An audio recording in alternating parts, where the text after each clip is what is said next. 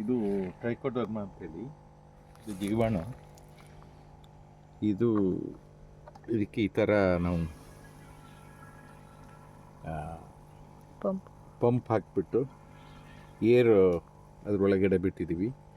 ಅದೇನಾಗುತ್ತೆ, ಅದು ಮೇಲೆ ಕೆಳಗೆ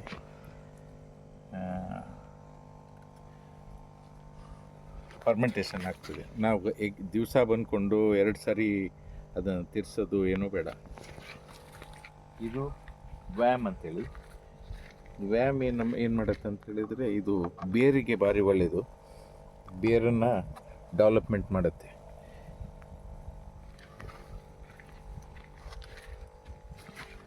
ಇದು ಫಂಗಿಸೈಡ್. ಇದು ಭಾರಿ ಚೆನ್ನಾಗಿ, ಇದು ಏನಾಗುತ್ತೆ ಅಂತ ಹೇಳಿದರೆ, ನಮ್ಮ ತೋಟದಲ್ಲಿರುವಂಥ ಫಂಗಸ್ಸನ್ನು, ಆಮೇಲೆ ಬುಡದಲ್ಲಿ ಯಾವುದೇ ಫಂಗಸ್ ಇದ್ದರೂ ಅದು ಕಂಟ್ರೋಲ್ ಮಾಡುತ್ತೆ. ಮತ್ತು ಅದು ನಮಗೆ ಔಷಧಿ, ಇದು ಕೊಳೆ ರೋಗನೂ ಕಡಿಮೆ ಮಾಡುತ್ತೆ. ಇದು OWDC. ಇದು ನಾವು ಲಾರ್ಜ್ ಸ್ಕೇಲಲ್ಲಿ ಮಾಡ್ತೀವಿ. ಅದು 10 ಲೀಟ್ರು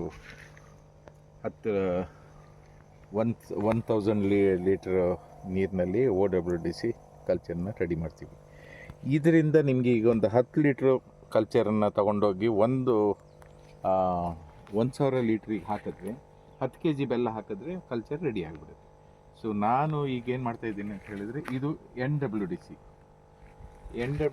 ಏನಕ್ಕೆ ಅಂತ ಹೇಳಿದರೆ, ಇದನ್ನು ಇಲ್ಲಿ ಈ ಕಡೆ ಇದನ್ನು ನಾವು 21 ದಿವಸ ಕಲ್ಚರ್ ರೆಡಿ ಮಾಡಲಿಕ್ಕೆ ಬೇಕು. ಇದು ಸ್ವಲ್ಪ ಲಾಂಗ್ ಆಗುತ್ತೆ, ಇವೆಲ್ಲ ಭಾರಿ ಬೇಗ ಆಗುತ್ತೆ. ಈ ಥರ ನಾವು ಬಬಲ್ಸ್ ಇದು ಪಂಪ್ ಹಾಕಿದ್ರೆ ಬೇಗ 2-3 ದಿವಸ 4 ದಿವಸದಲ್ಲೆಲ್ಲ ಕಲ್ಚರ್ ರೆಡಿ ಆಗುತ್ತೆ. ಈ ಕಲ್ಚರನ್ನು OWDC ಒಳಗಡೆ ಮಿಕ್ಸ್ ಮಾಡಿ ಬುಡಕ್ಕೆ ಹಾಕ್ತೀವಿ. ಇದು NWDC ಏನಿದೆ, ಇದು ಓನ್ಲಿ ಫಾರ ಮೇಲ್ಗಡೆ ಹೊಡಿಲಿಕ್ಕೆ. ಇದಕ್ಕೂ ಮಿಕ್ಸ್ ಮಾಡ್ಬೋದು. NWDC OWDCನಲ್ಲಿ ಮಿಕ್ಸ್ ಮಾಡಿ ನಾವು ಬುಡಕ್ಕೂ ಸಹ ಹಾಕ್ಬೋದು. ಬಟ್ ಅದು ಮೇಲ್ಗಡೆ ಹೆಡ್ಲಿಗೆ ಹೊಡಿಲಿಕ್ಕೆ ಇದು ಒಳ್ಳೆಯದಾಗತ್ತೆ. ಅದನ್ನು ನಾನೇನು ಮಾಡಿದ್ದೀನಿ, 2 ಡ್ರಮ್ ಮಾಡ್ಕೊಂಡಿದ್ದೀನಿ.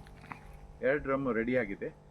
ಆಮೇಲೆ ಇದನ್ನು ನಾನು 2 ಡ್ರಮ್ ರೆಡಿಯಾದ ಅದನ್ನು ನಾನು ಉಪಯೋಗಿಸ್ಕೊಂಡ ಮೇಲೆ ನನಗೆ NWDCನ ಕಲ್ಚರನ್ನು ಹಾಗೆ ಪ್ರಿಸರ್ವ್ ಮಾಡಲಿಕ್ಕೋಸ್ಕರ ಇದನ್ನೊಂದು ಎಕ್ಸ್ಟ್ರಾ ಆಗಿ 200 ಲೀಟ್ರನ್ನ ರೆಡಿ ಮಾಡಿ ಇಟ್ಕೊಂಡಿದ್ದೀನಿ.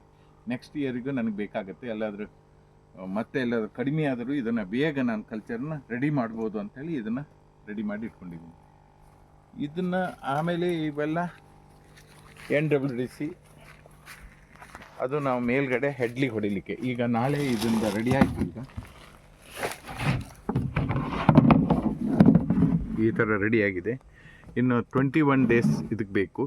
ಇವಾಗ 18, ನಾಳೆ ಬುಧವಾರಕ್ಕೆ ಇದು 21 ದಿವಸ ಆಗುತ್ತೆ. ಬುಧವಾರದಿಂದ ನಾನು ಇದು ಮೇಲ್ಗಡೆ ಹಿಂಗಾರಕ್ಕೆ ಮತ್ತು ಹೆಡ್ಲಿಗೆ ಹೊಡಿತೀನಿ. ಅಲ್ಲಿ ಅದು ಕವಚ, ಅದು ಏನು ಮಾಡುತ್ತೆ ಅಂತ ಹೇಳಿದ್ರೆ, ಪೂರ್ತಿ ಯಾವುದೇ ಅನ್ವಾಂಟೆಡ್ ಇದು ಫಂಗಸ್ಗಳನ್ನ ತಡೆಗಟ್ಟುತ್ತೆ. ಆಮೇಲೆ ಹರಳು ಉದುರಕ್ಕೆ ಬಿಡಲ್ಲ. ಆಮೇಲೆ ಅದು ಸಹ ಒಂದು ಕಲ್ಚರ್.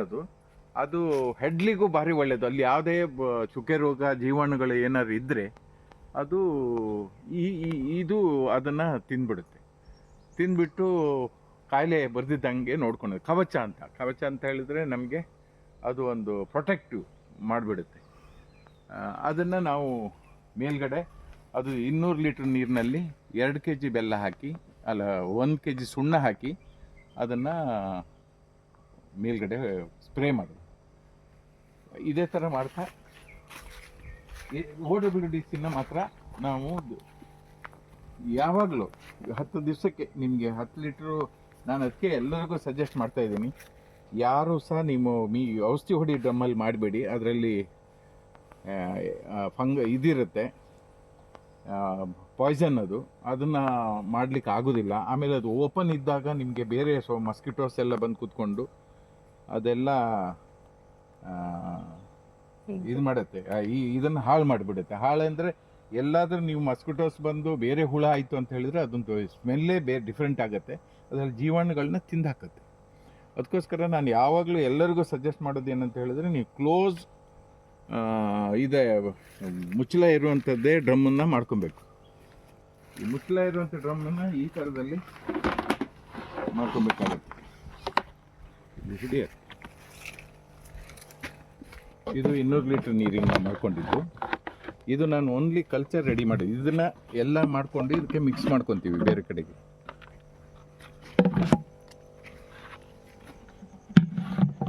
ಯಾವುದು ಸೊಳ್ಳೆ ಮತ್ತು ಯಾವುದೇ ಬೇರೆ ಹುಳಗಳು ಇಲ್ಲಿಗೆ ಬಂದು ಬೀಳಬಾರ್ದು ಅಂತ.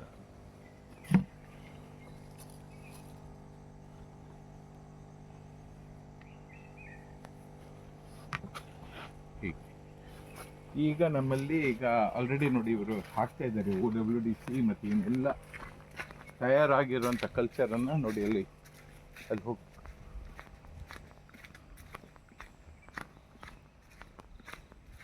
ಅದನ್ನೆಲ್ಲ ಅವರು ಈ ಥರ ಡ್ರಂಕ್ ಮಾಡ್ತಾರೆ.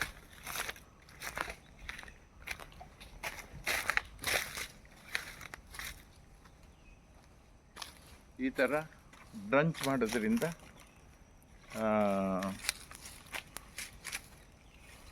ಒಳ್ಳೆಯದಾಗತ್ತೆ. ಆ್ಯಕ್ಚುಲಿ ಎಲ್ಲೂ ವೇಸ್ಟ್ ಆಗೋದಿಲ್ಲ. ಕೆಲವರೆಲ್ಲ ಹೇಳ್ತಾರೆ ನಾವು ಮಿಷಿನಲ್ಲಿ ಹಾಕೋಣ, ಕಲ್ಚರಿಗೆ ಇದಕ್ಕೆ ಹಾಕೋಣ, ಮೋಟ್ರಿಗೆ ಸ್ಪ್ರಿಂಕ್ಲರಿಗೆ ಹಾಕೋಣ. ಅದೆಲ್ಲ ವೇಸ್ಟು. ಸ್ಪ್ರಿಂಕ್ಲರಿಗೆಲ್ಲ ಹಾಕಿದ್ರೆ ತುಂಬ ನಿಮಗೆ ಬೇರೆ ಅನ್ವಾಂಟೆಡ್ ಗಿಡಗಳು ಹುಟ್ಟುತ್ತವೆ, ಅದು ವೇಸ್ಟ್ ಆಗುತ್ತೆ. ಇದು ಡೈರೆಕ್ಟ್ಲಿ ನಮಗೆ ಆಹಾರ ಸಿಗುತ್ತೆ ಇವಕ್ಕೆ. ಆಮೇಲೆ ಇದಾದ ಮೇಲೆ ಸೋಗೆ ಮತ್ತು ಹಾಳೆ ಇವೆಲ್ಲ ಹಾಕಿ ಮುಚ್ಚಬೇಕು.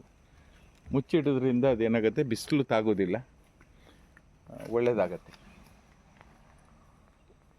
ಹಾಗಾಗಿ ಈ ವಿಡಿಯೋ ಇಲ್ಲಿಗೆ ಎಂಡ್ ಮಾಡ್ತೀನಿ.